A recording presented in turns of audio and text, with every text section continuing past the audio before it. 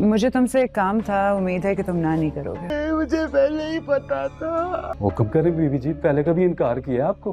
वो तो अपनी जिंदगी बर्बाद की है। तुम्हें नायाब के घर का पता है? मुझे और मेरे बच्चों को भी कहीं मुंह दिखा रहे। हाँ जी, देखा तो है। How can you be so indifferent? मैं तुम्हारे साथ नहीं जाऊंगा। अब जाओ जाके ढूंढ के लाओ, तुम्हें ये बात समझ में क्यों नहीं आ रही है? लेकर आओ मेरे बेटे को। आपको लिए बिना घर जाऊंगा तो साहब मुझे बहुत डांटेंगे। I want him back.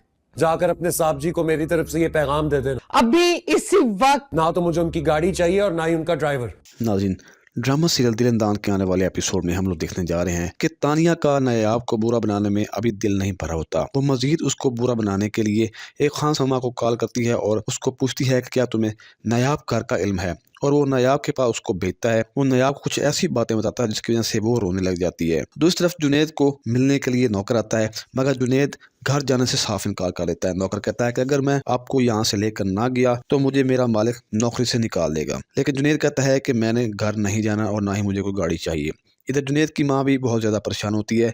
वो कहती है कि मुझे नहीं पता, मुझे जुनेद चाहिए इसी घर में, वो जहाँ कहीं भी है उसे वापस लेकर आओ।